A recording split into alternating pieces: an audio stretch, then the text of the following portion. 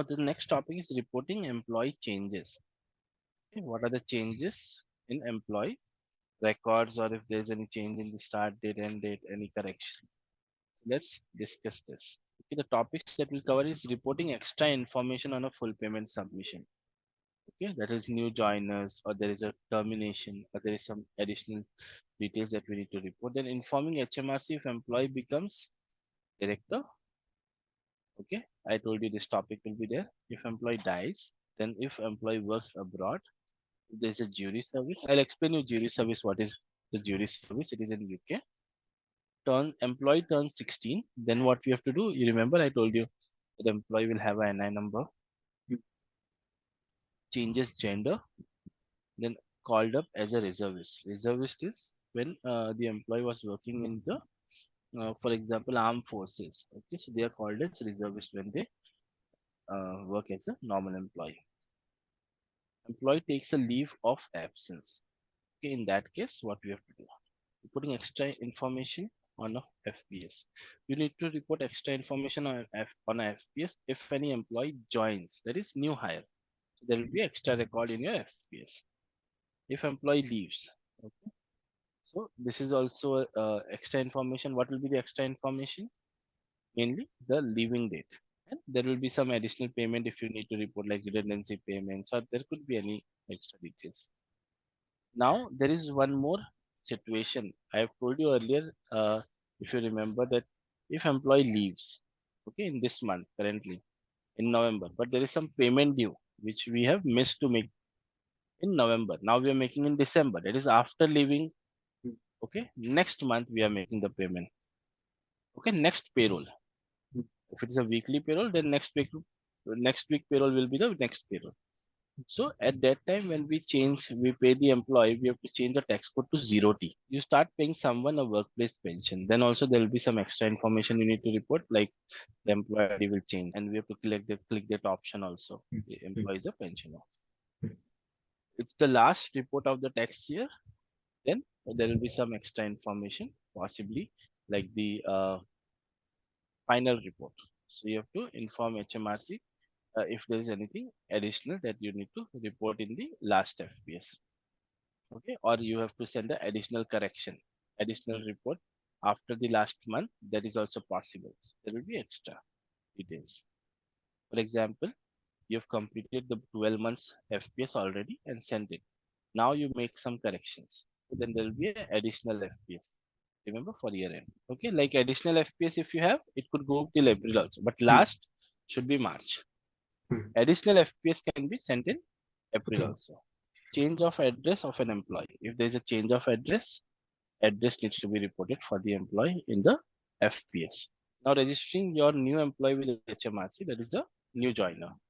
First time you pay them including the following information on a FPS.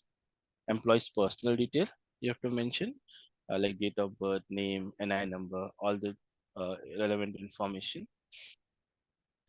the gender of the employee, the tax code and starter declaration that you have figured out. So tax code you can figure out based on P45, or else the starter declaration that employee fills. Or student loan also could be mentioned in that uh, file, in the form. Okay, payment and deductions, all the payment and deductions, tax will be calculated, and I will be calculated, student loan deductions if any. So you have to include all this information in the FPS. Details from previous job will not be valid here. Okay, that is for your calculations. That is fine. So sorry, the previous job details, that is the personal details, will not be valid here.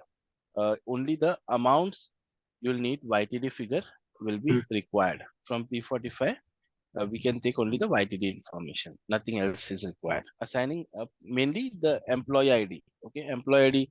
If someone says let's use previous employee ID, is it valid? No, it is not valid. Right? This employer will have a new employee ID. Assigning a payroll ID. Every employee must have a unique ID. This is also I have explained you, so I'll not go through it. That this is again that same thing about the rehire. If employee does more than one job in pay scheme, and using a payroll ID will create a duplicate record. Okay. Same points are there. Inform HMRC when employee leaves or retires. if the employee is leaving during the current fiscal year before 6th April. So it will be current year. Okay. After 6th April or 6th April will be the new financial year. And you will not be paying them a pension. Record their departure date on their payroll record when you last paid them.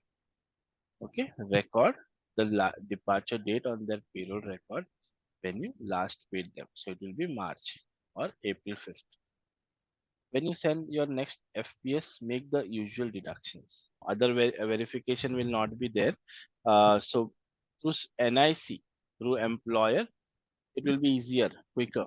Okay, like we have LIC, we get it easily, 7 days or in within 15 days we can get the LIC claim, right? Hmm. Because it is external organization. Hmm. Government will take some time, and it is paid outside, not through payroll. Okay, Hmm. so that will be paid to employee directly. The state pension is which is paid by HMRC directly. Okay, the only thing is um, NIC should be changed, NIC category. Hmm. Okay, that is one step the employer has to do. An employer has to also ensure that they are validating the date of birth start only. Hmm. Okay, not later on. Like if employee has provided the date of birth during the employment, so Hmm. they should have verified the date of birth. It could be possible that employee has provided date of birth, but we have not validated with any documentation. Okay, like passport. Passport should match the date of birth. Otherwise, if employee has given older date of birth, employee will get a retirement fund by mistake. Okay, so those things should be validated properly. So these are done by HR team. Okay, normally. Then other thing could be if employee is changing the gender. This is very rare scenario, but just for theory purpose, we can understand why. If a male partner has been converted to a female, okay, so they should report that because it could be possible that female state pension age has been reduced, so Hmm. they get a retirement early. So if vice versa also can happen. Maybe female has converted to male, so that is important. These kind Hmm. of situations should be dealt by the employer. When you send your next payment sub, when an employee leaves, you must provide them a P45.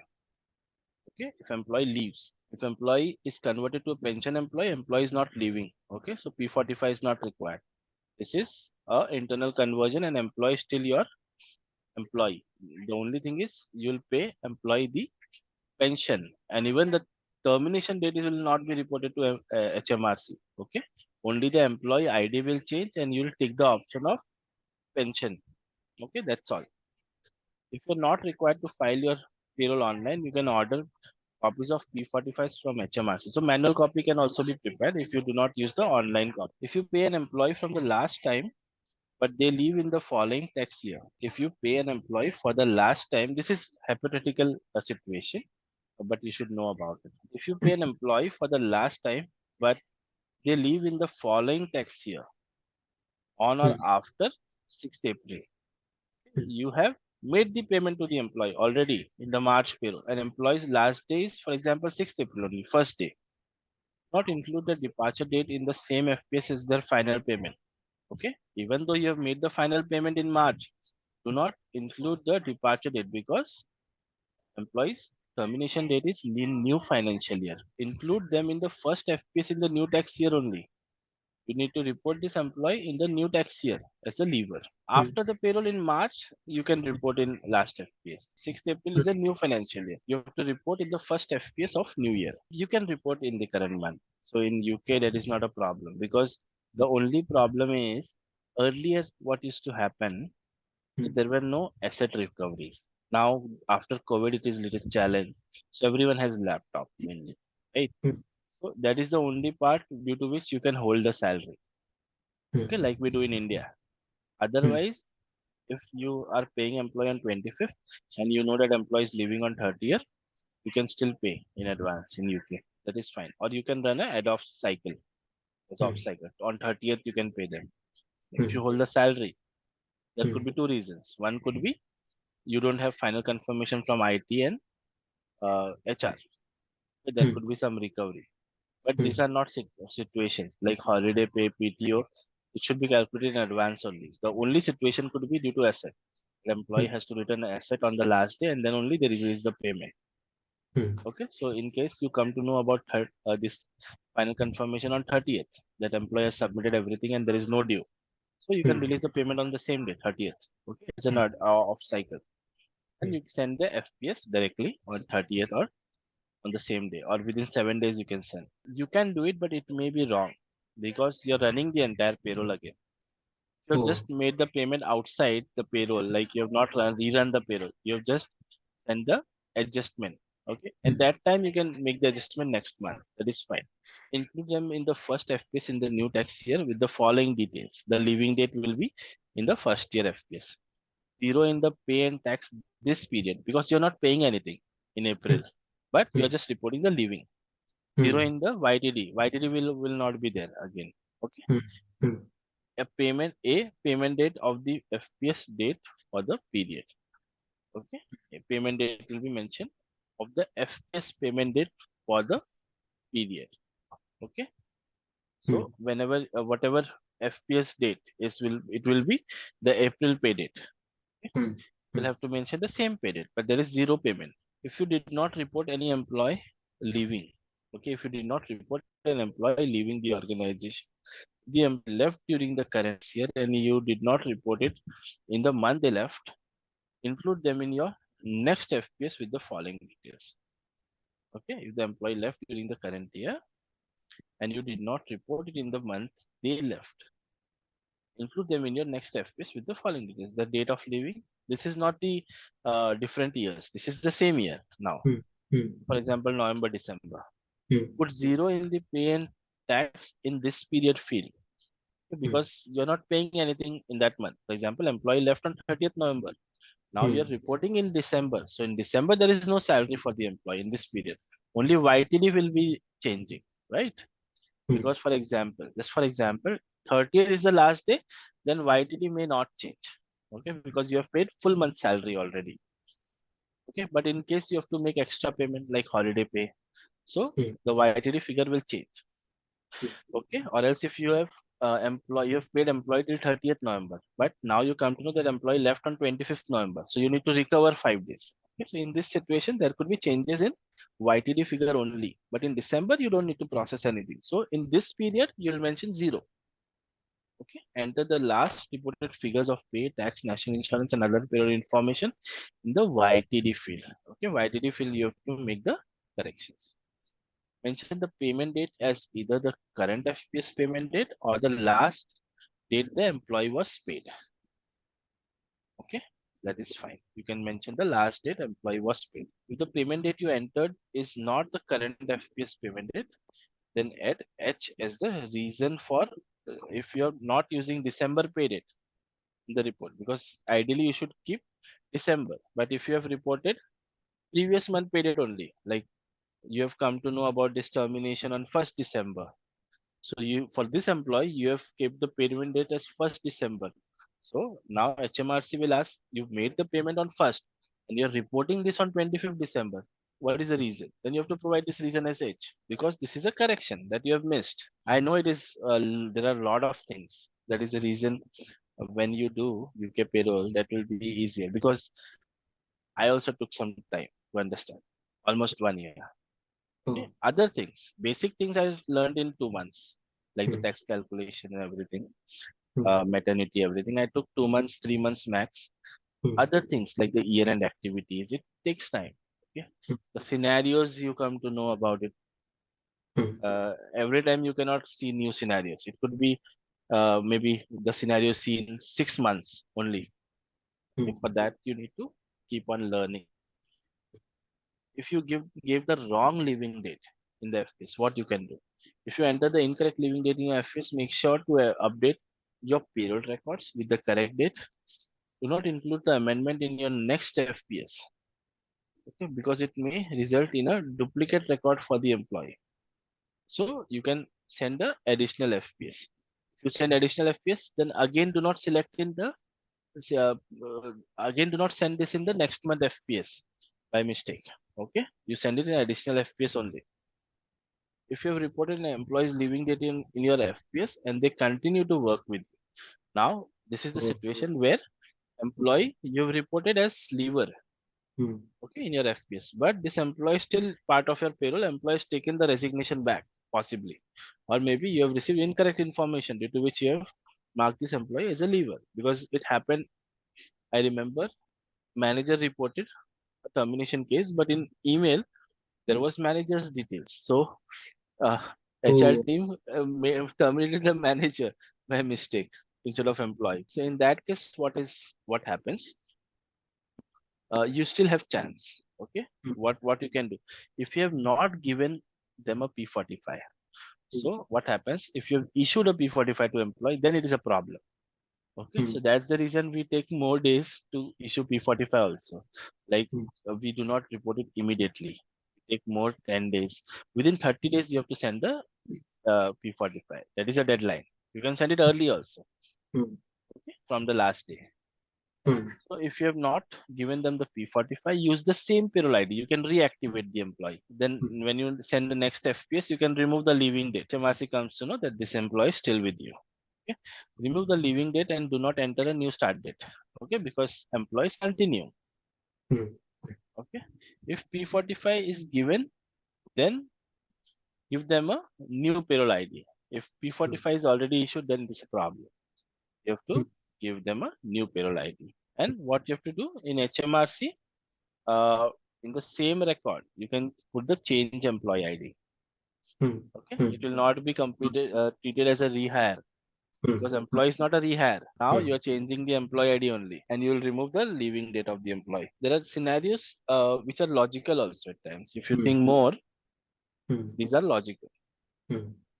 Paying a company pension. If there is a leaver, but Hmm. you're paying them a pension. You remember I told you there could be econ schemes when employer will only pay the pension to the employee. Okay, while paying a pension, so paying a company pension, if employee is still with you and you're Hmm. paying pension to them, while paying a pension to the employee, keep in the mind, rule out the leaving details in the FPS as they are still on your payroll. Okay, do not put termination. Although this employee is recorded as a terminated employee because employee is retired. Hmm. But if you report as a leaver, then you'll need to rehire this employee, show as to HMRC. So it's better you do not report this as a leaver, but change the employee ID. Okay. For pension payment, use a different payroll ID, indicating on the FPS that the payroll ID has changed and providing the previous payroll ID. Normally, what companies do, they select a different kind of sequence for the pensioners. For example, active employee. Normal employees will be starting from 700 employee ID, and like when I worked in some company they use 1100 as the ID code. Okay, employee ID, so that we know that these are the pensioner employees of the employee IDs. So we know that these are company pension. They do like P also they can add whatever they want to do to identify that these are the pension sequence. So this is the better way.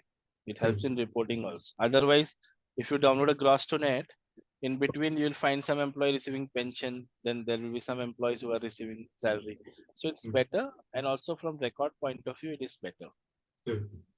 Give the full yearly amount of the pension. Okay, Hmm. so if you remember, I told you in UK main rule is that employee should receive yearly pension amount. Okay? Now monthly and quarterly or half yearly, it could depend on the pension policy. Employee has an option they can opt for. If then so normally ideally full yearly amount should be paid to them in 1 year per year. Okay? Like we in India we receive monthly, right? It depends on the provider in UK. They can offer monthly also. Until you receive a new tax code from HMRC, use the employee's existing tax code only. Okay, if it is in the same financial year or new financial year, both situation use the same tax code. The only difference will be if it is same financial year, that employee is changing to pensioner employee. For example, in November, employee is active employee, normal employee, and from December, employee is a pensioner employee. You have to change the tax basis to week one, month one. Okay. Now, why? You can use the logic Hmm. because till November, employee may have received higher salary Hmm. because salary is higher and employee Hmm. might have paid taxes higher. So if it is merged with pension cumulative, employee may receive tax refund. So that is possible. So if it is same financial year, change the tax code to week one tax basis to week one, keeping the same tax code. But what will happen? 1 month, like December is the first month as a pensioner. So you'll report this employee as a pensioner to HMRC, right? So HMRC will review the records and then they will send a different tax code or on a cumulative basis if the first payment is in the new tax year. Okay, if the first pension payment is in new tax year, then you can keep it cumulative. Why? Because there will be no previous earnings. Yes. Yes. Okay, so this is logical. And then in the occupational pension indicator field, this is the field where you have to keep option yes. So HMRC knows that this is a pension employee now. Some softwares do not do it automatically. So what you can do, every month there is a report, okay, which payroll team generates and HR team generates, depends on the responsibility who takes it. Okay, so there is a age report based on which we come to know about the age of employees. This is also helpful to change the NIC category. You are allowed to change the NI category on your own. If you find that employee is changing to pensioner employee, you have to also let HR know, or HR is running the report, then they can let you know that this employee is retiring. Okay. If you come to know, if you see the why payroll team does, okay, it could be possible HR has missed it. Okay, so at least payroll team can check. So payroll team does an additional check at times. Okay, that this is all employees are below state pension age who are receiving the salary, because HMRC will penalize us only at the end. Whose cost will be extra? Payroll mainly. So if we are 3 months we are paying salary to the employee, even though the employee has is past the retirement age, then there will be some fine also HMRC may charge. Okay, so that is possible. Now, paying statutory maternity, paternity, or adoption pay. Even if an employee leaves your company, you must continue to pay statutory maternity, paternity, adoption pay until the end of the statutory leave. Okay, there is a provision. If the employer started receiving these payments, paternity is a small payment, 2 weeks, but maternity adoption, it is a longer period, right? So if employee has started, an employee received only 10 weeks, for example, an employee resigned. Okay, so remaining 29 weeks, okay, you can pay continuous every month or every week till the end of the leave, or you can pay one-off payment together for the balance in the last payment as final settlement. Okay, but you Okay. have to pay it. You cannot keep it. The only disadvantage will be there will be 0T tax code. The tax code we have to use it 0T then. Then employee will need to pay higher tax. There will be no free allowance. So if a employee is working with a new employer, okay, so there could be some tax code they are using. Okay, so here we have to use 0T. We don't know. We are paying continuous till the end of the leave, but employee might have joined somewhere, and then the new employer, she will fail to complete the eligibility because employee has not completed 41 weeks. 41 weeks should be completed. So that is the reason there is a rule by HMRC that the existing employer has to pay off. Okay, it will not come to the new employer. Otherwise, what will happen? There is one more logic behind it. Government is saving themselves. Otherwise, HMRC employee will run to HMRC. Can you make the payment to me? There are things related. Government is taking this decision. Okay, so making it simple, they are not getting involved here. Use their usual tax code for the statutory payments. Okay, and after you have made the final payment, give them a P45. Use their usual tax code for the statutory payments. And if you are making a full payment in one go. Okay, I think earlier point I did not discuss. When they leave your employment, give them a P45 and deduct tax on the remaining statutory payments using code 0T on a week one or month one basis. P45 will be issued, okay, on the payment pending. Okay, only after making those payments. So this is wrong. So if you want to report everything, so what you can do, whatever amounts are pending, you can report it together in P45 and the tax amount for that remaining amounts. That is something you can do. And then you can pay as monthly amount for the remaining tenure. That is fine. For But example, uh, 8 weeks amount is pending. Okay, employee left. So 8 weeks amount you can include in the P45. Okay, when you are issuing the P45 of the final settlement, you don't need to wait till 8 weeks. For example, you're making weekly payment to the employee. Okay, after leaving, so you can make the payment in future, but you can issue the P45 after the employee is leaving. Okay, and this 8 weeks amount that is balance, you can include in P45 that you are making this payment to employee. Okay, because new employer will not wait till 8 weeks till the time you are making the payment to employee. Okay, because this is the payment that we are making, so this is not duplicate. Okay, so anyways, okay, what you have to do if there is 8 weeks payment pending. Okay, normal logic what says that you have to make all the payment, then only you can issue P45, right? So anyways, there will be this 8 weeks payment included in P45 because this is the earning of the employee, right? And you are making the payment based on 0D tax code.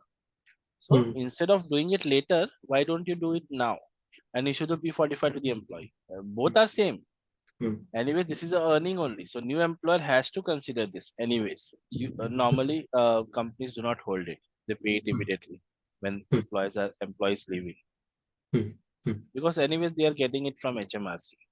Okay, they have to report it to HMRC and they'll get the amount back. So I have never seen a case where they are continuously paying it. They make the final settlement and uh, give it. Normally, what happens? Okay, this provision is made because you know that employee can take 39 weeks of paid leave. So what can happen? Employee decide that she doesn't want to continue employment.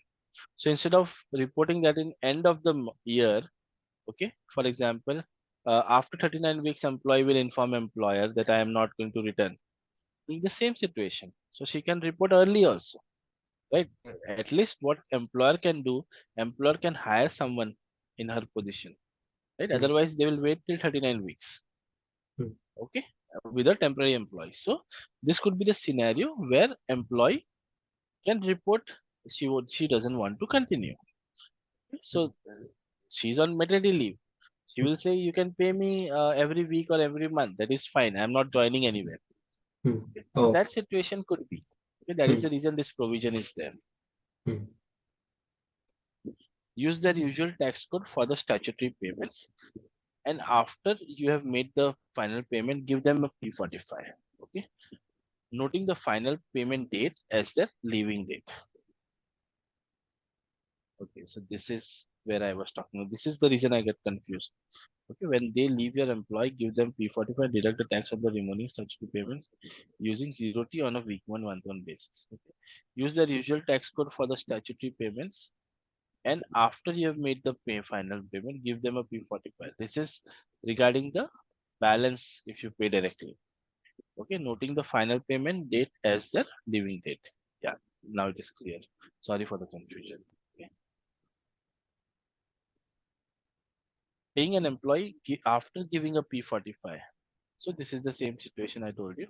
Apply 0T tax code on a week one, month one basis. Yeah, work, and you have to convert it to week one, month one. Okay, 0T on week one, month one. Okay. Yeah. Why?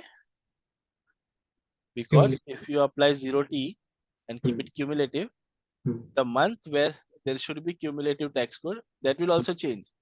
Okay, because for example, she left in December, but till November she should get that tax benefit, tax, right? Person. So that is the reason week one, month one. Otherwise, system will calculate 0T tax code for entire period again. Okay. Normally deduct national insurance and any student loan repayments. But if it's an irregular payment like accrued holiday pay or an unexpected bonus, treat it as a weekly payment. Okay, so normally deduct national insurance and any student loan repayments.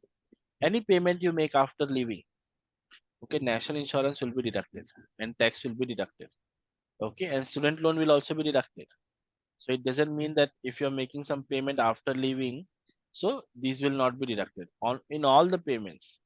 Okay, if it is a holiday payment we have made after leaving, still if it goes above the bracket of national insurance, and student loan bracket, it will be deducted from that payment. And Hmm. but these payments are treated as a weekly payment. So calculation will be done based on Hmm. weekly calculations.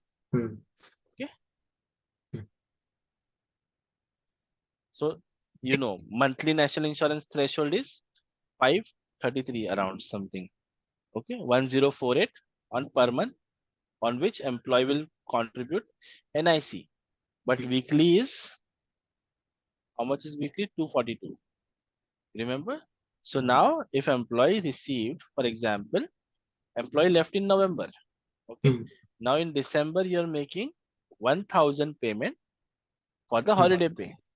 Hmm. Okay. So now you will not use 102848 as the threshold. You will use weekly threshold. That is Hmm. 242. So about 242, whatever is paid on that NIC will be deducted 12%. Any payment after leaving. Use the employee's original date of leaving and the payroll ID to report the payments and deductions in your next FPS and set the payment after leaving indicator. Provide the employee with written confirmation of the payment that includes the gross amount as well as any deductions. So you have to inform also employee that this payment was delayed or has been delayed. So we are including now there's a after leaving payment. So what happens if employee is filing a return? They will need this. Okay. So if the additional payment falls within the same tax year, enter it in the year-to-date figure field. Okay. Informing HMRC. What all extra things that you have to inform HMRC?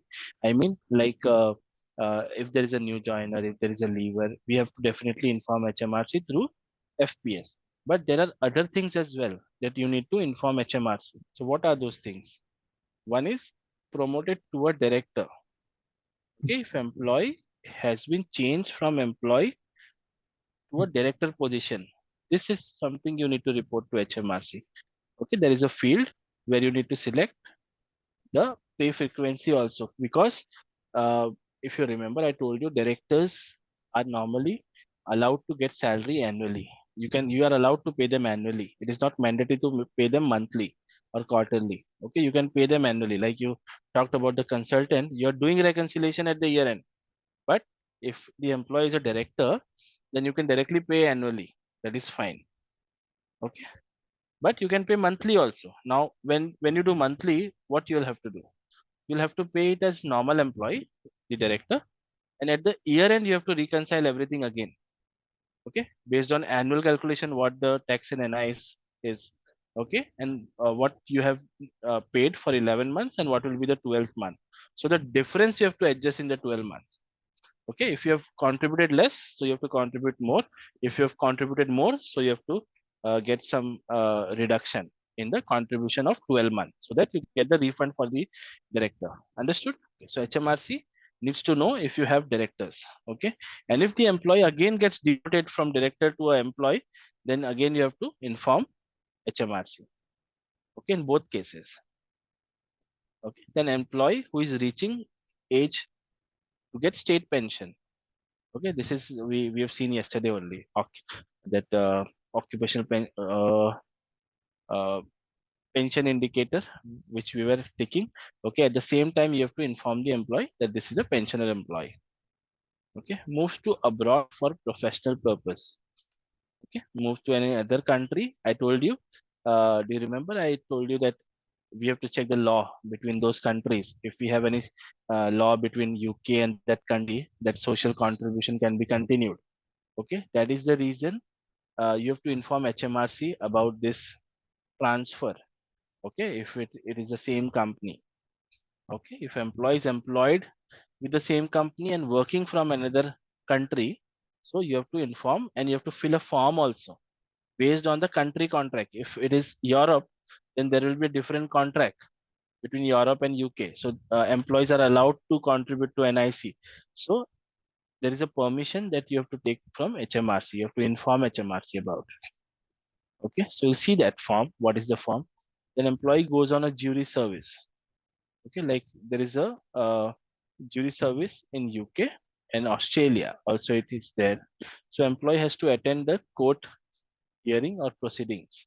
So if it is in a different location, employee can go to a different location and employer cannot deny for that. Employer has to allow employees to do that.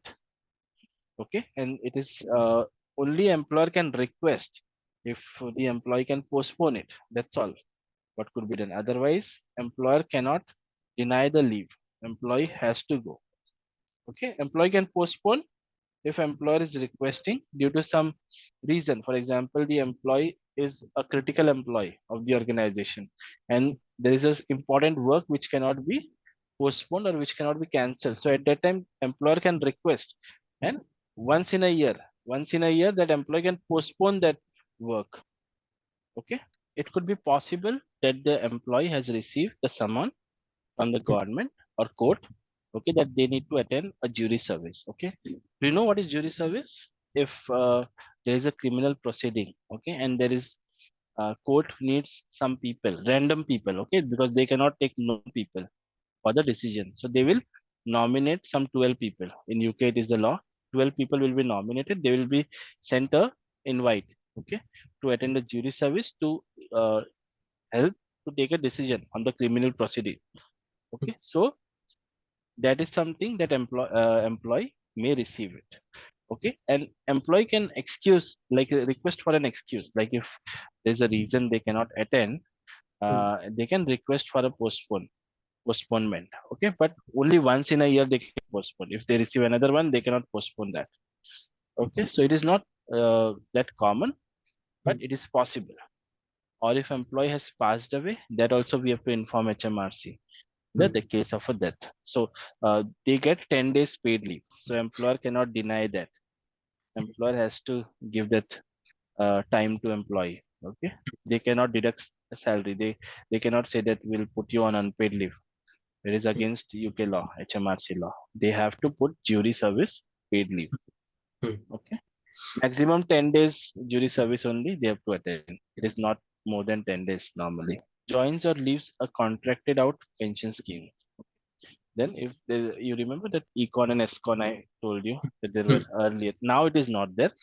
So if joining and leaving of contracted out pension scheme, that time we have to inform HMRC. If employee turns 16, okay, if you have any employee who is below 16, then if mm, employee turns 16, you have to inform HMRC. It's called up as a reservist, like if employee has was part of the armed forces, for ah, example, earlier. So ah, they are working with you. So you have to inform that to HMRC. They have different category also of NI. If you remember, I told you. mm. Yeah, Yes, veteran. yeah. Mm, Change is gender. Okay, this topic I explained you yesterday why it is important, because the state pension benefit may change mm, for the employee, and mm, there are some other benefits also may change like maternity, paternity. mm, Those are the benefits. If there was single mother, okay, like that it is allowed in UK.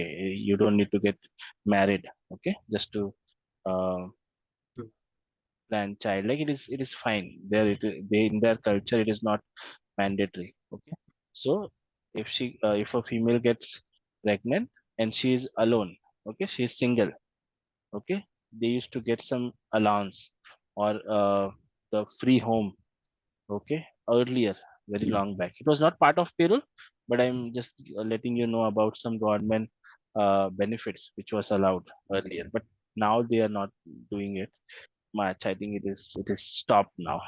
Okay, very long back, like 15 years, well, yeah, more than 15 years ago. mm, mm,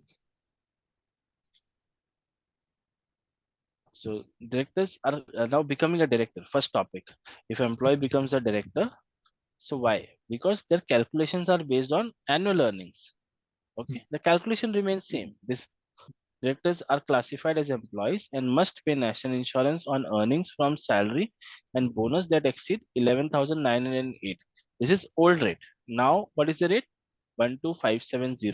Contributions are calculated based on their annual earnings rather than what they earn each pay period. Main calculation for directors are annually. mm, Companies must pay employees national insurance on the salaries of directors. mm, The same way, like an employee. This is true even if directors are the sole employee of their own company. If director is the only employee of the mm, company, then it, mm, it is same.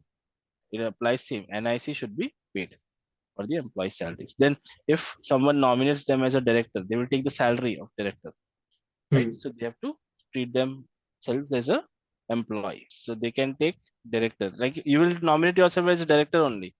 Who will take the Hmm. decision? If you are a sole employee of the Hmm. organization, Hmm. right? Hmm. So who will Hmm. take the, because director needs to sign and legal proceedings, and Hmm. that employee cannot take profits then, part of profits.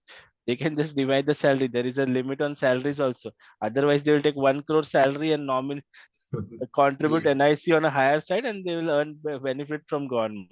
Okay, so Hmm. there are some limitations on it. Running payroll using standard annual earnings period method. So now you need to understand this. Running payroll using standard annual earnings period method. Okay, so you have to let HMRC know if you are treating this employee as annual earning period method. Okay, so what does it mean? If you select this option, it means you are paying this employee only once in a year. Okay, then you Hmm. cannot pay in other months in the Hmm. financial year. From April to March, 6th April to 5th April, you can pay only one salary if you tick on these options. Hmm. Okay, so if you pay twice, then HMRC will warn you, will send a Hmm. reminder. You have selected as annual earner, but you are Hmm. paying again this employee. So do you Hmm. want to change this method to a irregular one? You can pay monthly, but you do not inform HMRC that you are paying annually. If you're paying directors monthly, you let it be as a normal employee only. You don't need to. It is not mandatory for you to select annual earning period method for all directors. Okay, you can pay them monthly. The main procedure is to pay them annually. Okay, so if you're adjusting the amounts at the year end, then it's fine. You can pay them monthly or quarterly. It's based on your choice. Whenever you pay, you have to contribute NIC. That is the only thing. NIC and tax. Calculate director's national insurance for the entire tax year. Okay, including bonus each time you pay them. Okay, when you this method is frequently used for directors who are paid irregularly. Okay, so calculate a director's national insurance for the entire tax year.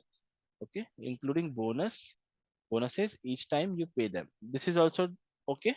If you pay them Hmm. irregularly, means you're paying them annually or twice in a year. Hmm. Mainly it is about annually. Hmm. Okay, to determine how much they now owe, subtract the total employee national insurance they have paid this year.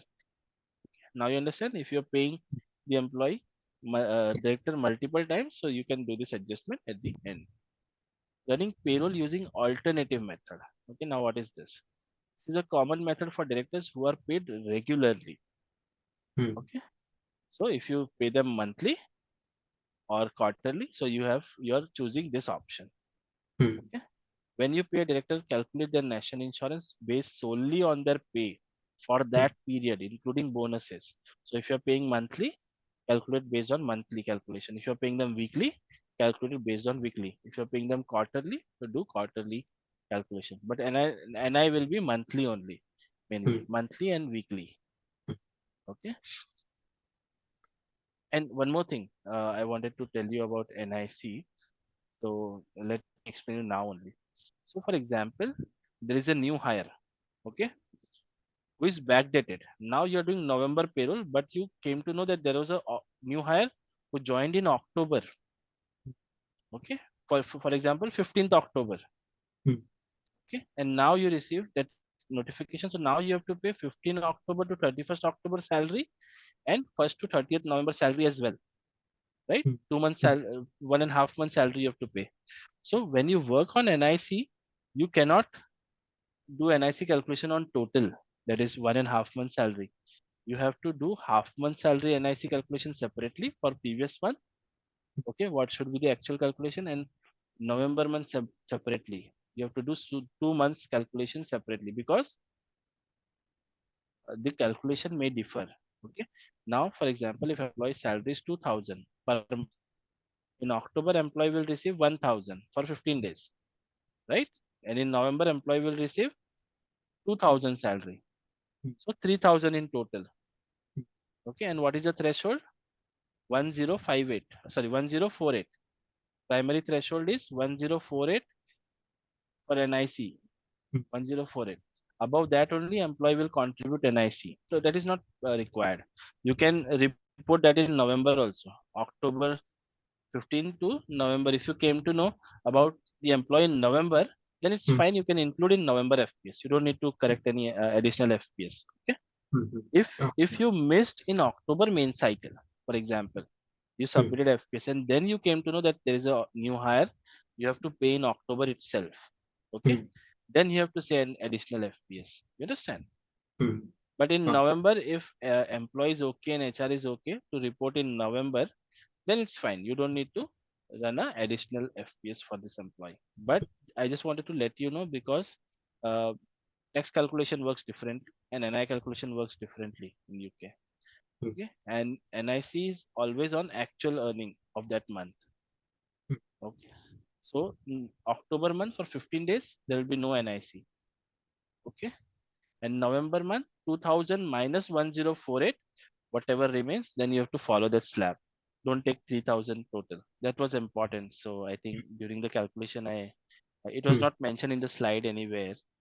It Hmm. is there, but it is just a single line. In one Hmm. slide, it is there, but it is just a single line. So Hmm. it may go out of your mind. Now, at the end of the fiscal year, use payroll software to determine whether any additional employee national insurance is owed and deduct it from their final payment. Okay, that I told you. We use payroll software because at times someone will not be that accurate with manual calculation. That's the reason they are recommending payroll software because payroll software is always aligned with government calculation. So payroll software will do a proper calculation. Okay, so you can do the adjustment looking at the actual calculation that should be. Now, how do you report to HMRC? In your full payment submission include directors pay and deduction. Okay, for the standard annual earning period method. Okay, this is the field for the standard annual earnings period method. Use AN in the FPS. There will be one column. Okay, use AN. AN means annual into the Hmm. director's NIC calculation method field on your FPS. Okay, Hmm. for the standard annual in earnings period method option, use AN into the field director's NIC calculation method field on your FPS. For alternative method, use AL. Alternative means you are selecting alternative, so it could be monthly also. You don't need to mention it is monthly or quarterly. You just select AL, okay, into the same field on FPS. Okay, contributions are based on annual earnings, but they are still paid to HMRC after running standard payroll. Okay, when an employee stops being a director, when you have paid the employee for the final time, notify HMRC by removing the director's NIC calculation method entry from the FPS. When you have paid the employee for the final time. So last month, as a director, when you pay them, okay, after that you can remove this option. If there is any national insurance due, deduct that due from the director's last payment. Hmm. You do that calculation. Hmm. If the director is still your employee, okay, after removing this option, it could be possible that the director has left, or it could be possible that director is converted to the employee. Calculate the national insurance based on their earnings for the whole of the tax year, considering them as a director. For example, if you're changing the director in December month, so there are Jan, Feb, March still pending. Hmm. So you deduct Jan, Feb, March also as a director only. Okay. If 9 months you have reported this employee as a director, Hmm. now after 9 months you are changing this director to an employee.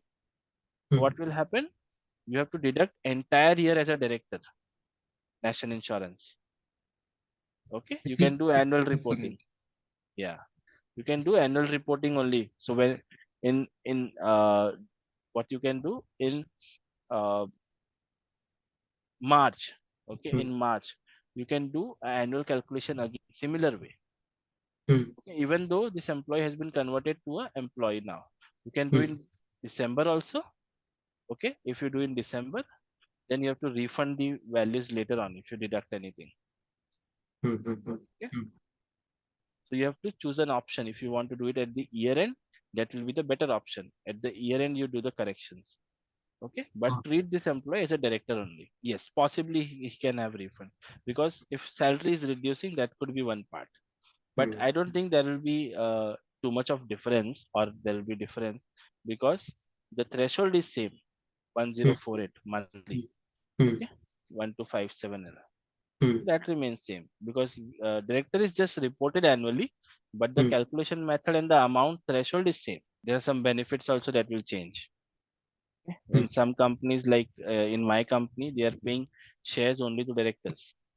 Okay, so that may stop. Measure their national insurance as an employee based on each pay period beginning with the new tax year. Okay, then if you convert them from January as an employee till March, you have to treat them national insurance as a annual director only. But from new year, that is April next year, you can treat that is an employee every month or every week, whatever is the payroll.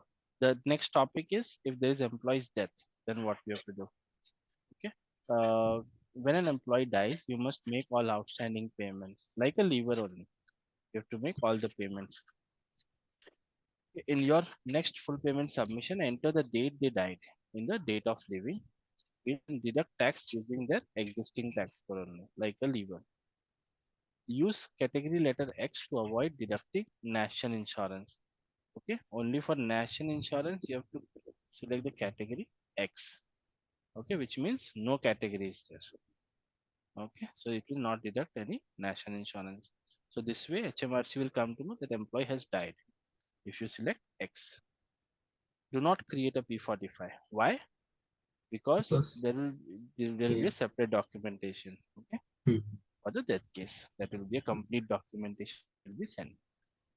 Payments to the estate of a deceased person are typically made to the personal representative or executor of the person's estate. So we should have that will. Okay, and you can normally we have a will, like we have nominee.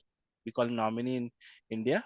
So there is a will that could be presented by the person who should be paid the remaining amount or the balance. It could be the wife, or it could be the husband, or it could be the parents.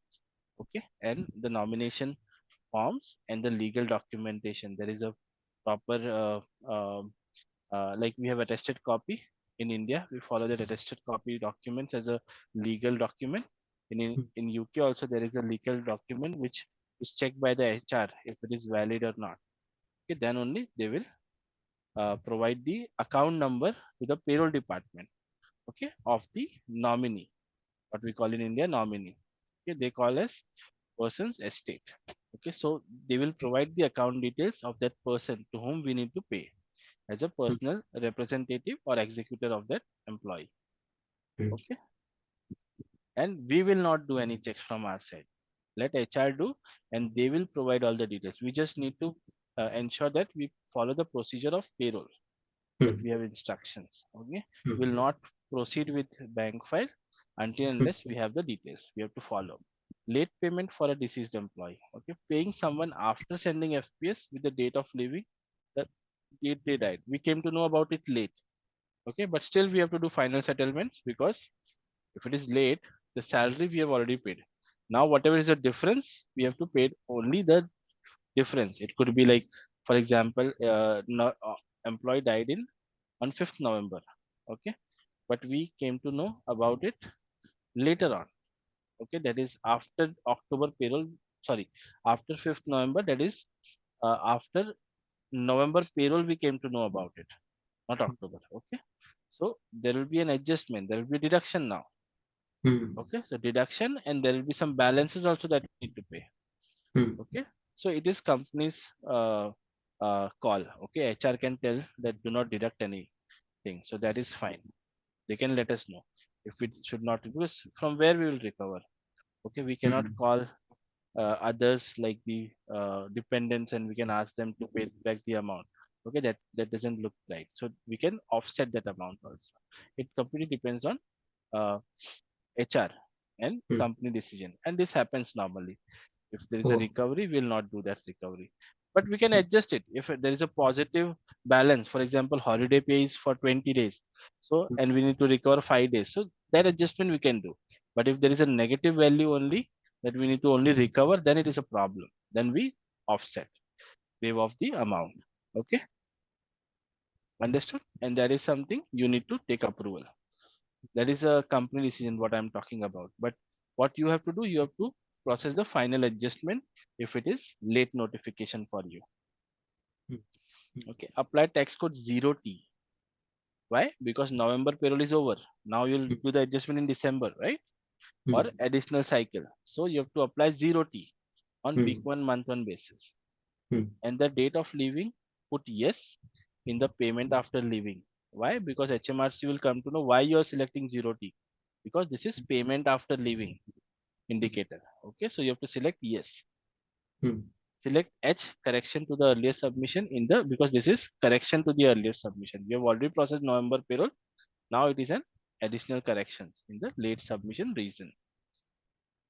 Update the year to date figures. Okay, as I told you, we have to mention the correct year to date figures, and we in this period will mention zero because there is no this period. November is already closed, right? mm, So only adjustment will be done in YTD figures. mm, Or if it's a new tax year, then ensure that the additional payment is included into the year to date figures. Okay, or if it's a new tax year, then ensure that the additional payment that we are making is included in the year to date figures. This also, both will be mentioned in year to date figures. Employees working abroad, into this is the next topic. So for yeah, example, March payroll, employee mm, died in March, but you mm, came to know about in April. The year end was already closed. mm, Okay, mm, or else let's take different example. Okay, for example, employee died on 10th April. Okay, or mm, maybe 7th April. So 2 days mm, after the new year. So mm, you have to process a payroll now. mm, Okay, so you can mention the additional payment because what you will do, you will run a April payroll for this employee. No, that is not an. First one is correct. Okay, March. If mm, employee is died in March. Okay, mm. and you came to know about in April. April. Mm, Okay, so when you are doing the additional payroll in April, the year end was closed. Okay, so now mm, what you have to do, you cannot send additional FPS for the March month. Now you mm, have to send the correction of it, like EYU. You remember mm, EYU? mm, So mm, you have to do that year end correction. Okay, in the mm, new tax year. That mm, time also you have to mention the YTD figure. Some people get confused that we have already closed the year and now we are processing again the March payment. So what to do? Okay, that's the mm, reason this example has been given. So let's move to next topic, which is employees working abroad. Introduce the pay system for employees working abroad. The amount of pay tax and national insurance contribution depends on where they are working. Okay, you remember I told you which country. mm, Okay, how long you expect them to be working there. Because normally what happens if it is short term period, then it's not a problem like 6 months or less than 1 year. If it is more than 1 year, then some rules apply. Okay, let's see what we have here. Calculating pay tax. Calculate and deduct pay tax from all payments made to employees who work abroad. If it is going from UK, okay, the payment to that country, then deduct all the tax. For example, employees working there for 6 months, okay, and we are paying extra allowance of mm, that country. That's all. But salary mm, is going from UK only. That allowance could be considering the country rules. Okay, mm, like in India, I was working in UK, okay, for mm, some period for 3 months. So I mm, was on work, not work or visa. I was on business visa. So mm, they were paying me around 50 pounds every day, mm, okay, per day allowance. So that was considered as allowance, okay. There was some other treatment that was done from UK point of view, but the taxation and salary I was receiving from India, okay. So I was being deducted same salary and same taxation, but it could be a different case also. Like if I'm going on a work visa, okay, if I'm going on a work visa, to UK, then my Indian salary will be stopped. There is a Hmm. rule from India that only one salary can be, only one country tax will be applied. There cannot be Hmm. two country taxes for a single employee. Okay, Hmm. there was a Hmm. big case also for Tata. If you remember, Tata's TCS two employees filed a case and they won. They got a penalty. They got a claim from TCS. So it was long back. I think 10 to 12 years back. They were Hmm. paying taxes in India and also in UK. Both the taxes they were paying, and it Hmm. is wrong. Employee should pay UK tax or India tax. Hmm. Okay? That was the case. So if India salary stopped, now from India only we are paying UK salary. Hmm. Then we have to pay the taxes. Hmm. Okay? That depends on country contract. So now what Indian company does, they transfer the employee when they are working from UK on work visa. So they treat that employee as a UK employee only. So they Hmm. pay salary also from UK and they deduct tax also from UK. NIC also will be created. NI Hmm. number. Okay, all Okay. the legal, like in India, if someone is coming NRI, we need to create PAN, right? Is Hmm. it that case, or we do not create PAN for that employee? Okay, so it depends on the contract. That's the reason I said all the countries will not have that contract where an NIC is applicable. So it could be something like from India, if someone is going, so maybe they are not contributing to NIC, that could be possible. But NI number is required, but they will Hmm. not contribute to NIC. But then again, there will be a problem. Why? Because how they will get the benefits in UK? They have to get like medical benefits if they are getting free Oh. appointment of direct doctors. How will they get that benefit? That is a problem. You understand? That is the Hmm. reason they have to contribute. Calculate and deduct pay from all payments made to the employees. If it is going from UK, okay. Hmm. When an employee, if they have a contract wherein, like, if they have transferred to India for 2 years, so they will pay India taxes. It depends on the UK legislation. Hmm. Okay, but Indian salary will be too high for them. If you compare UK people coming in India and work, so it will be in lakhs. You have to pay them, right? So maybe the country or company will have a decision that will pay you UK salary only. You just go and work in India. Okay, could be possible. When an employee goes abroad, he or she should get a letter that includes the date on which they went to abroad. Okay, their gross income from the start of the tax year to the date they went abroad. Okay, this should be given to the employee in a letter so that for tax filing purpose or whatever personal purpose they need it, they can do it. It could, why? Because it could be possible that that employee is working there for 5 years or 3 years or 10 years. You never know. So Hmm. this Hmm. could be treated as last documentation like P45 only, P60 and P45. Hmm. Okay. So all the gross income that employee has earned, YTD figure, it will be mentioned. Okay. The tax deducted from the start of the tax year to the date they went abroad. Okay. So if that employee is going in a country where the taxation of that country will apply, so then this is closure for the employee. Employee can file return for UK that this is my earning, right? And then they can start fresh in the new country. Employees who spend the majority of their time abroad for a year or more may be able to claim full UK tax relief on their earnings. Okay. Employees who spend majority of their time abroad for a year or more. You see this? There is a rule. For a year or more may be able to claim. Not exactly it is saying. May be able to. Okay. Hmm. Claim full UK tax relief on their earnings. Okay. So depending on the rule with that country, they can get full exemption. They will not pay UK tax. Okay, they can pay in that country. Okay, but HMRC will confirm the tax code to use after completing and sending form P85. You see this? I told you there is a form. You can note it down. Okay, if you want, because at times you will need to search it otherwise. So HMRC will confirm the tax code to use after completing and sending form P85. It will have all the details. Okay, which country employee is going. So it will have all the required documentation. So if you're paying from UK only, this employee, so this tax code will change for the employee. Okay, if your employee is on a overseas contract, and this letter, when you issue this letter, what I was talking, it doesn't mean that you're closing that employee as a terminated employee in the system. This is an additional letter only.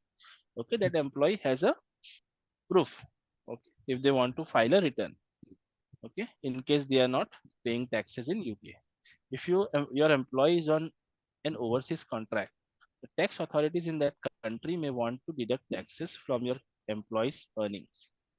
Okay, the tax authorities in that country may want to deduct taxes from your employee's earnings. It is possible. Contact the employer, contact the employer helpline and the overseas authority to ensure you understand you to understand your responsibilities in both countries. Okay, so you have to check it legally. As I said, you can check with your HMRC also if they can help, and if you do not get any help, you can, like, if you have a company, okay, you have a branch in other country, okay, like you have a office, so there also you'll have a legal department for sure. Okay, so both the legal department can discuss and they can complete the formalities. So this will be the correct procedure. This happens. I've seen this process. Okay. So anything required in that country, all legal documentation will be done by legal experts from that country, and they will let the UK people know, okay, we have this contract, and UK person and that country person can decide and do the required documentation and instruct payroll department accordingly. Okay. Calculating national insurance contributions for overseas employees. Now, this is about national insurance. Tax we have already spoken. They will discuss and they will apply it. If your employee goes to work in one or more countries in EU, EU means European Union. Okay. Iceland, then I am not able to pronounce this country properly. So apologies. It's Liechtenstein. Okay, Liechtenstein, then Norway or Switzerland. Okay, and when UK national insurance contributions are payable, okay, if employee goes to one or more countries in, okay, in the EU and these countries, so, and when UK national insurance contributions are payable, em- okay, employee working in a country outside of EU or these five countries or four countries that the UK has a social security agreement with. Okay, sometimes this social security agreement is called reciprocal agreements or double contribution conventions. Okay, they usually pay social security contributions in that country rather than UK national insurance contributions. Okay, so if they are in these countries, they can follow UK national insurance contributions are payable.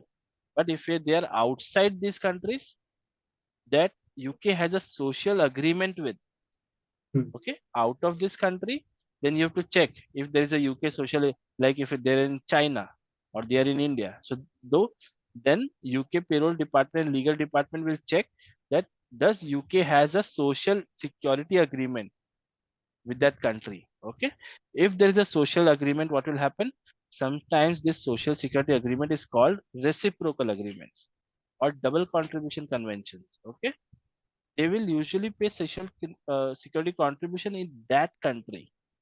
Okay, if they have social security agreement. Let's see what are those countries. So the name of the countries that UK has a social security agreement with. Okay, for these countries, if someone is going from UK to these countries, they can contribute to social security of these countries. Like there will be no NIC. Okay, if they are in this above countries, EU, Iceland, Norway, Switzerland, and this one, then they will pay national insurance contributions because there is a contract with European nation. They can contribute to NIC. Hmm. Okay, but if they are with other countries and these are the country, okay, then they can contribute to their social security.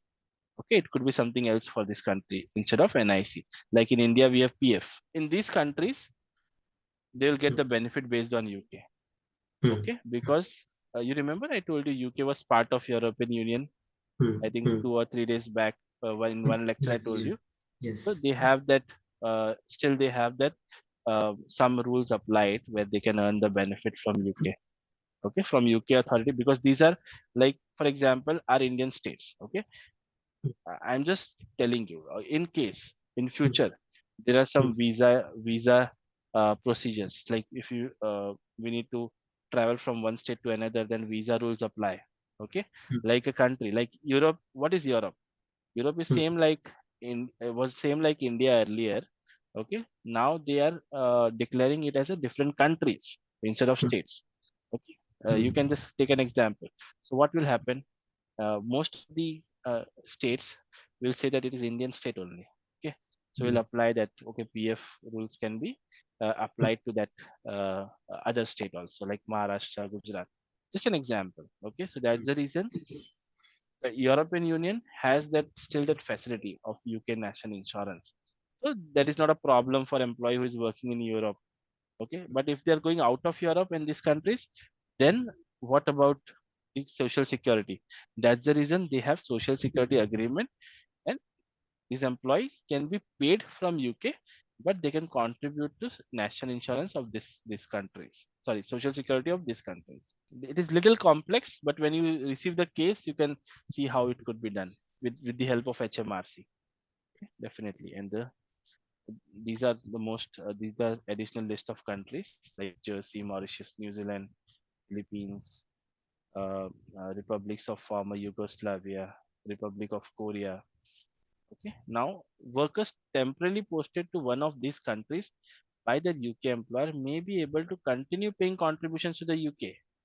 Okay, temporary means there are no chances that employee will may relocate to this country like 3 years, 4 years, 2 years. Okay, mainly more than 1 year, we doubt that employee will stay there. If it is temporary, they know 1 year they can still say. If it is maximum 2 years also, they know this is temporary only. So they can say no need to take a contribution. Employee will follow the rule of UK. Okay, they'll contribute to NICs only. Okay, they can have it. They have that social security agreement. But now the question will be about the benefits. What if happens something happens in that country to the employee? What benefits that employee will receive? So that is a point where UK government will need to support employee in all the facilities, like medical needs. If there's a medical need, so they need to support employee, like reimbursements and all. Because the agreement with New Zealand only covers social security benefits. Okay, we consider New Zealand to be a non-social agreement country for national insurance contribution. So it is earlier they were saying the social security benefits we have an agreement, but New Zealand is a non-social security agreement because the agreement with New Zealand only covers social security benefits. Okay, so we consider the New Zealand to be a non-social security agreement country for national insurance contributions. Okay, they can contribute to NIC. Let me explain you again the term. If UK has a social agreement, okay, then they can contribute to local social security. New Zealand is here mentioned, but yeah, that is the reason I was explaining you again. So New Zealand is a non-social agreement country, non-social security agreement country. So if they were posted temporary, okay, they can contribute to a national insurance contribution. Being non-social security agreement means they can contribute to NIC. Okay, that is fine. Yes, so that's the reason you will see the business travel, business visa is not for a longer period. They approve it only for 3 weeks, maximum 5 weeks. Okay, earlier it was 3 months. Then the visa approval process changed. Like you can have a visa. Okay, you can have a visa for 6 months validity or 1 year validity, but the travel is approved for 3 weeks or 5 weeks only.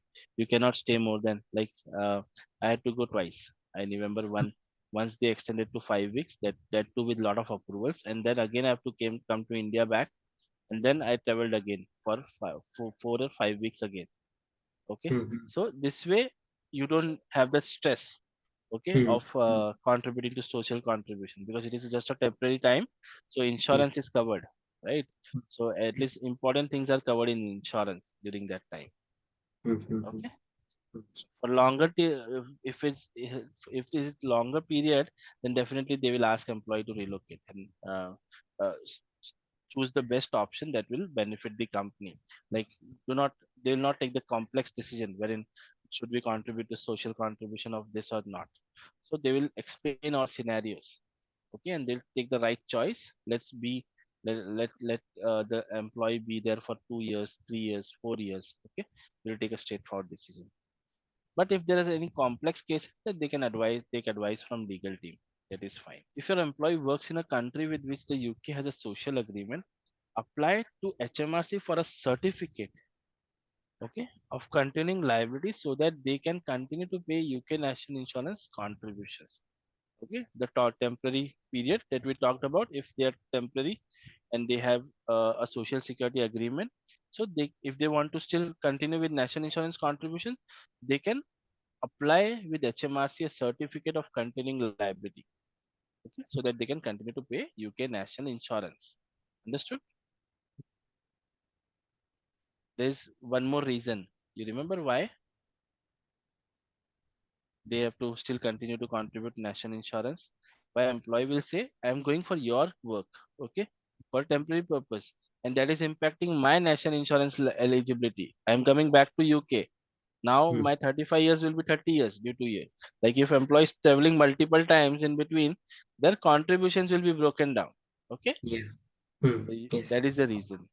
Mm, If HMRC determines the UK national insurance contributions are due, the certificate of continuing liability proves that no social security contributions are owed in other countries. So there are multiple things that you have to think about. Okay, scenarios. So if HMRC determines the UK national insurance contributions are due, the certificate of continuing liability proves that no social security contributions are owed in the other country. Okay, so if there is an agreement which says HMRC approves that national insurance will be paid, so in that case, in that country, nothing else should be paid. There should be no duplicate contributions. mm, Okay, because national insurance is paid. Use Form CA 9107 for employees working in any of the countries listed. Okay, the countries that we have seen, use Form CA 9107 for employees working in any of the countries listed. Complete for each employee who is going to work in a country with which the UK has a social security agreement. Okay, so this is one of the legal documentation should be filled. Okay, one was P85 and this is the legal documentation. So employees going to work in any other country. Apart from that, the list that you have seen, the conditions for overseas employees paying national insurance for the first 52 weeks are: you hold a place of business in the UK. Okay. Apart from those countries, if employees traveling to like India was not there, mm, Pakistan was not there, China was not there. Okay. So the conditions for overseas employees paying national insurance for the first 52 weeks are: if they want to if they want to contribute to national insurance still, so you hold a place of business in the UK, your employee is normal resident in the UK, your employee was living in the UK just before starting work abroad. So this condition should be fulfilled. Okay, they can in that country also they can still contribute to NIC. Then you will not have a company, you will not have pay reference. What you mm, use? Indian company doesn't have pay reference. Okay, mm, UK pay yeah. reference. If you have an agreement with HMRC to run an EP Appendix 7B scheme to pay national insurance contribution on estimated amounts of income during the year, you must include the national insurance contributions on the estimated pay on the full payment summary for the payroll, for which the employees have the NT tax code. Okay, now you see the NT tax code when it is used. So it is only for national insurance contribution that you are reporting the earning. So what you have to do? Uh, this employee is paying taxes in another country. Okay, then taxes should not be duplicate, right? Only national insurance contribution we have permission to pay in UK. Okay, tax employees paying from that country. So what you have to do? You have to put employee on NT tax code. NT means no tax. Do you remember? There will be no tax even if the salary is 2000. Okay, Mm, 2000 is reported only for NI contribution purpose. This is a estimated salary. Okay, and you can put a advanced salary adjustment so that the net pay is also not paid to the employee. Understand? The remaining, for example, 2000, is the salary for the employee in India. Okay, that is 2000 pounds. Okay, now on 2000 pounds, whatever contributions employee has to pay, okay, that will be reported in FPS. Okay, so that NI contribution is calculated and HMRC comes to know about it. But employee should not be paid the salary as net amount. So you have to put a advance adjustment or negative adjustment so that the zero pay is not impacted. This is for other countries apart from that social Please. Yeah. agreement. There it was a CA, CA 19. Yes, CA 9107, So, 9107. Yeah. Okay. Hmm. Understood. And Hmm. why anti-tax code is applied? So that tax is not deducted, Hmm. because otherwise HMRC will ask tax amount for the employee. This is Hmm. one of the case where anti-tax code is used. Hmm. You must calculate the correct amount of national insurance contributions due and file a completed form national insurance contribution settlement return by the 31st March following the end of the tax year in a question. Okay.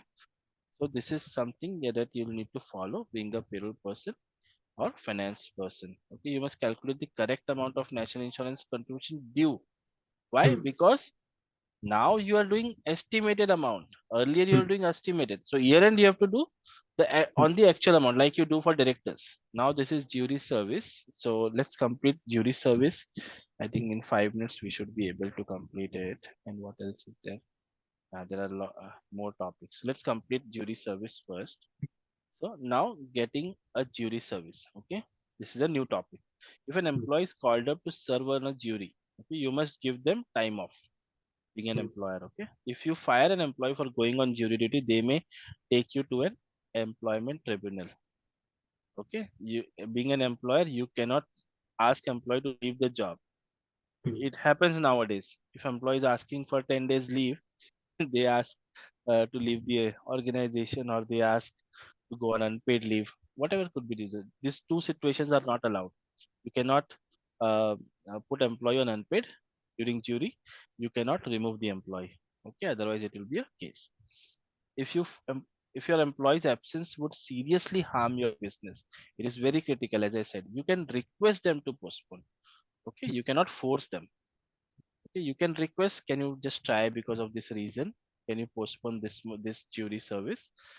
Okay, so employee can check with the court or the legal department, and they can ask for a postponement.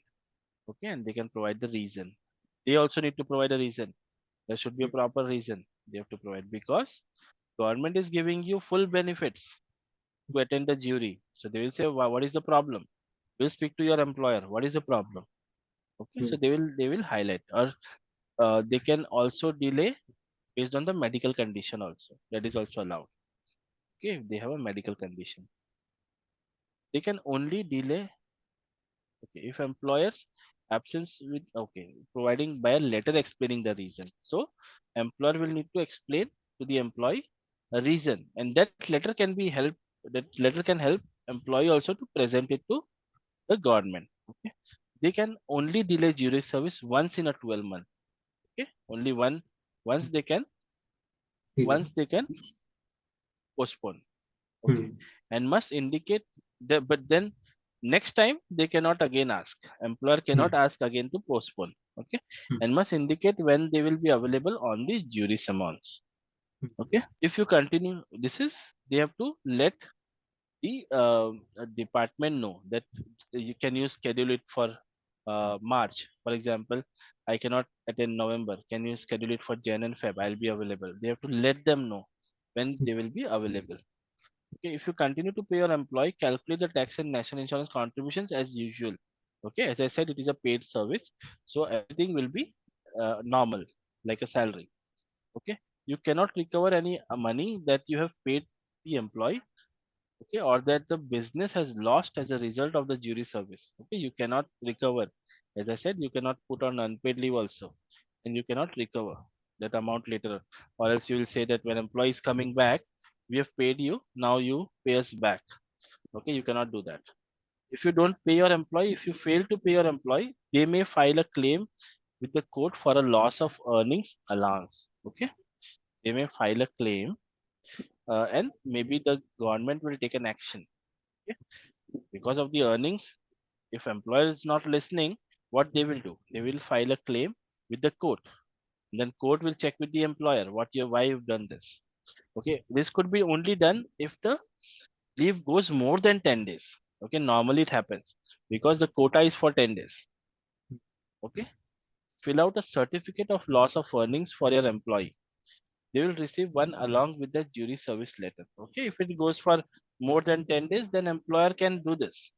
Okay, that we cannot pay you more than 10 days based on the rule, then they can ask court to pay the allowance if it extends 10 days. Okay, if that jury service exceeds 3 months, check the irregular payment pattern indicator box in your full payment submission. You see this, it can go to more than 3 months also. If you top up their allowance, okay, you may decide to supplement. Yeah, this is something you are saying. You may decide to supplement your employees allowance so that they do not lose pay. Okay, the employer can supplement. Fill out a certificate of loss of. It is here only. We don't need to go tomorrow. Fill out a certificate of loss of earnings for your employee. You'll receive one along with the jury service letter. Okay, fill out a certificate and you can get back the amount what you have supplemented.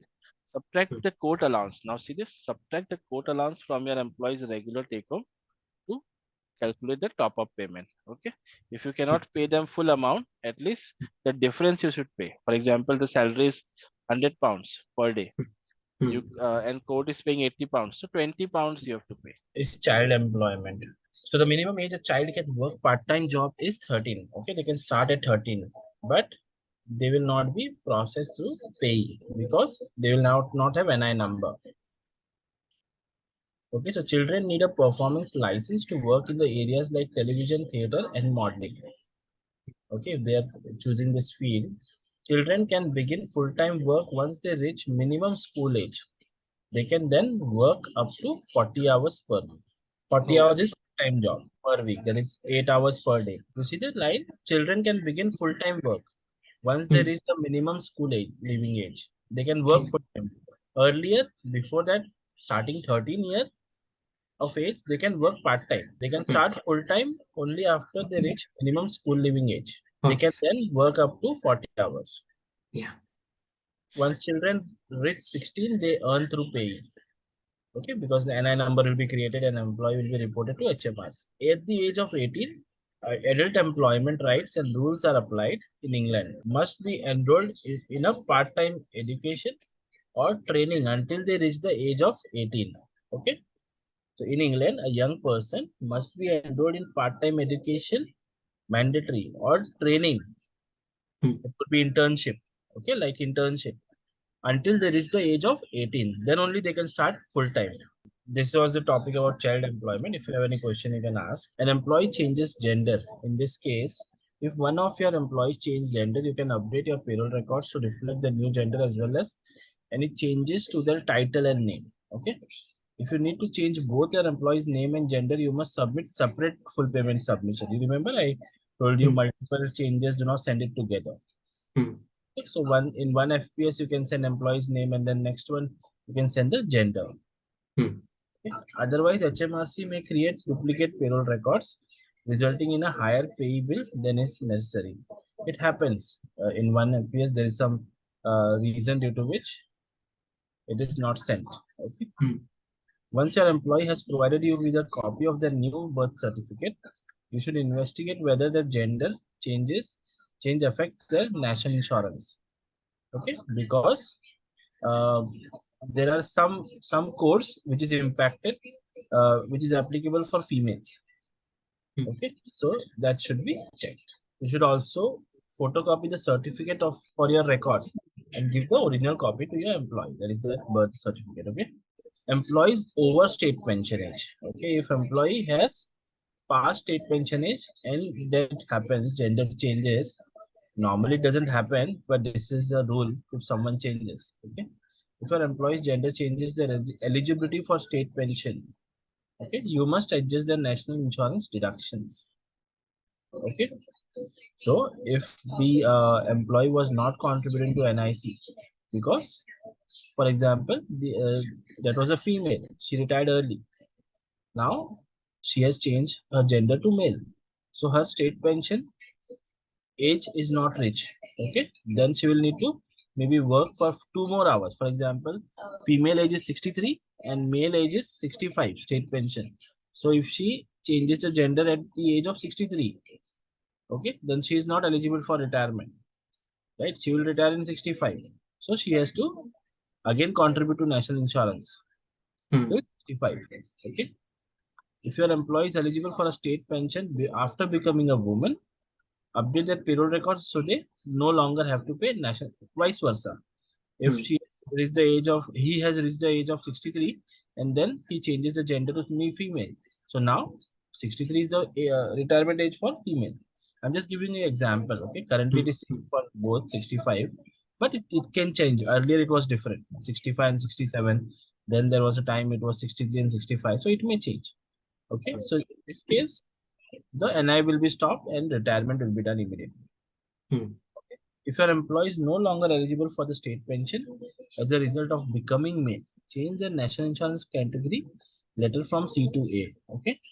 So if this person is now not eligible for retirement because uh, female female has converted to male. Yeah. So the C category, you remember C category is for state pension. So that will get changed to again A so that they can contribute to NIS. Rights and responsibilities for reservists and the employers. Okay. Members of the reserve armed forces are called reservists. Okay. Both reservists and their employers get financial support after fulfilling certain rights and responsibilities. Okay. Joins up or starts a new job. Then employee gets a benefit as a reservist. Is called up for service, mobilized, return to work. Okay. Then employee takes a LOA. What should be done? In the United Kingdom, a LOA occurs when an employee takes time away from their primary job while maintaining their employee status. Okay. So for any any reason they can take LOA, parental or any kind of medical assistance. The leave of absence differs from time off by duration of the absence. Okay. It's for a longer period. Time off is a short-term absence which can be manageable and planned around. Okay, like uh, normally we take maximum 1 month, and you can call a short term. Okay, but ideally it is 2 to 3 weeks. Okay, more than 1 month normally it is considered LOA, but it can be 3 months, 6 months mainly. On the other hand, parental or a career break is considered as the LOA. Okay, because parental is for a longer period for sure, and career break also. Career break goes for 1 or 2 years normally. Parental leave still it starts more than 1 month. Okay, of LOA. And parental leave is always unpaid. Remember this. You may get confused between parental or paternity. Parental, that is maternity, adoption, paternity, shared parental. These are different. Parental is not a statutory leave. Parental is just a category which can fall in any kind of situation. Okay. So what employee can do? Employee can complete their maternity quota and then they can also go for parental. So that is a different case. Parental is always unpaid. Reason for a LOA. Employee should check for clauses outlining eligibility for a LOA present in an employee's contract. Okay. So they have to check the contract or offer letter. What is the eligibility? In this case, there must be enough other team members to available to cover an absent employee. Okay, then only employer or manager may approve it. It is not mandatory. They cannot take. But if it is a sickness situation or some critical situation, then they cannot deny. Okay. But maybe the adjustment will be from both sides. Maybe that leave will be reduced or some kind of uh, flexibility will be expected. Okay. If there is no proper backup. Okay. Now, what could be the reason for medical needs? Okay, first reason is medical. For maternity, paternity, or adoption leave.